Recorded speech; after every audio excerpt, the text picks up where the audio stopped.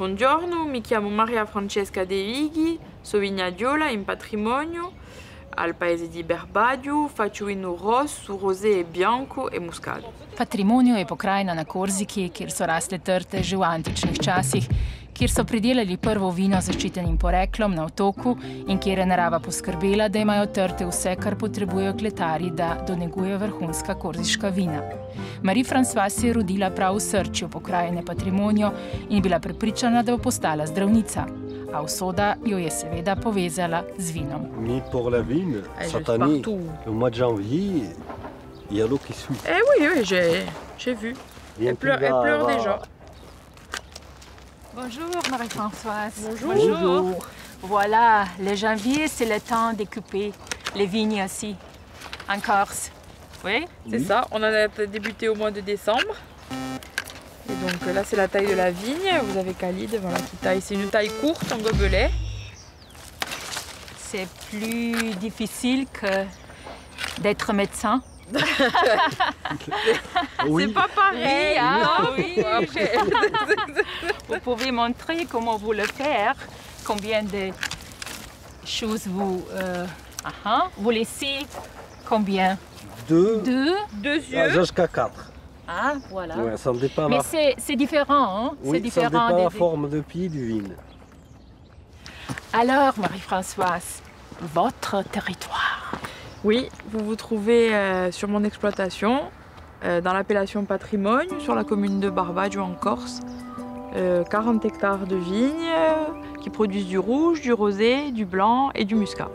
Et ce territoire, c'est une site de France liée avec l'histoire de ce pays. Alors, vous vous trouvez au cœur d'un grand site classé, du même titre que le Mont Saint-Michel, pour essayer de protéger justement ce paysage et ce panorama, de le faire perpétuer pour les générations à venir. On se trouve ici avec Nadi, où c'est le menhir, un peu symbole de patrimoine, qui a été trouvé par des vignerons qui préparaient leur sol sur des parcelles à côté des miennes, qui s'appelaient Nadi aussi. Et le nom viendrait de nativité parce que c'est censé représenter un enfant emmailloté.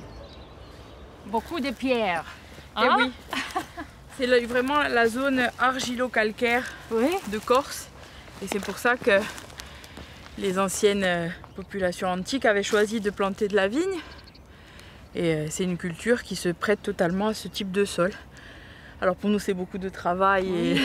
Mais Marie-Françoise, tu as dit que seulement ici, cette pierre sont à cette location. C'est vraiment, l'appellation patrimoine, les 7 communes, mais c'est vraiment là où c'est très pierreux, très rocheux, très calcaire, comme on peut le voir sur la montagne, sur les arêtes calcaires. Et l'argile, justement, du sol qui porte cette richesse aux racines, quoi. Alors ici, vous avez un palladio. C'est une maison typique, un abri qu'on trouve dans toute la Corse. En fait, les anciens, quand ils préparaient des terrains et qu'ils enlevaient les pierres, ils faisaient des murs et ce genre de maison qui servait d'abri pour les animaux, pour les personnes, de stockage, à tout un tas de choses. On les a conservés parce que ça fait partie du patrimoine de la région. Et à long terme, j'aimerais les rendre un peu plus utiles et les montrer un peu plus en faisant de l'œnotourisme, c'est-à-dire en proposant des gîtes ou des locations à l'intérieur de toutes ces maisonnettes. Voilà, pour se retrouver au cœur des vignes. Promocija in trženje vina so prava strast mlade vinogradnice.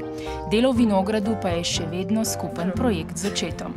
Je vous présente mon père, Jacques. J'ai repris l'exploitation. Il avait repris de ses grands-parents et moi je suis la 6e génération à prendre la suite. Alors mon père, on a travaillé quelques années ensemble.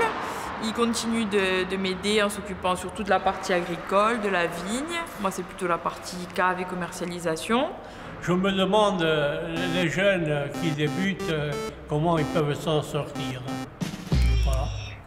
Et puis, la vie est de plus en plus chère et de plus en plus compliquée. Les jeunes qui veulent s'installer ont du mal à se procurer des terres et à pouvoir les exploiter.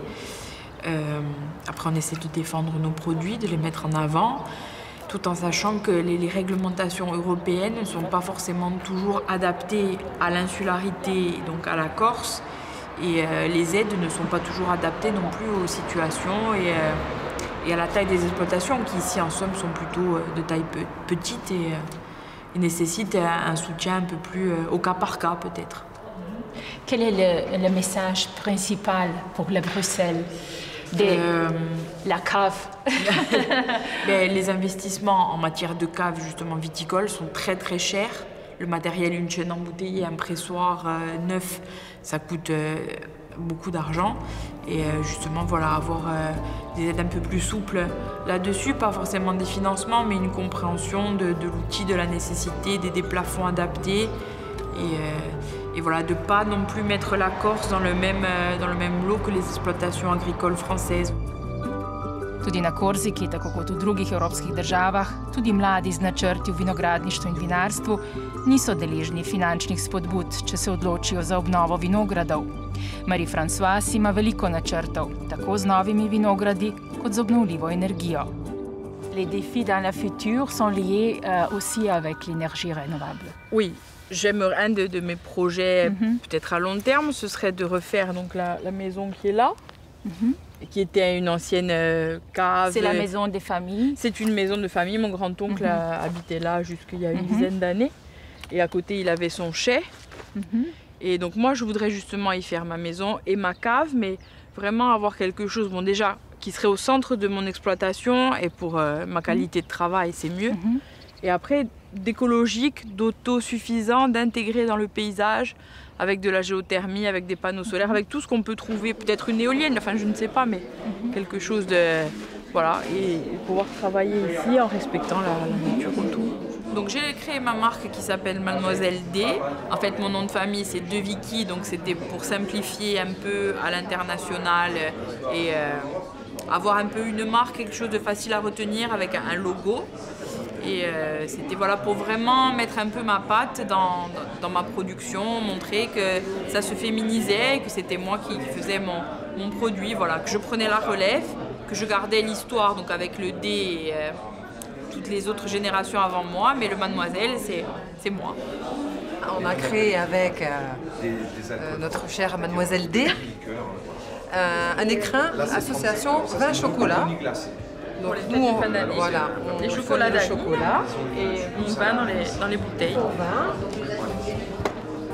Korzika, pravijo ji gora v morju, je neverjetno raznolika in taka so tudi njena vina. Otočani se zato ne bojijo medsebojne konkurence na vinskem trgu. Med njimi je veliko sodelovanja.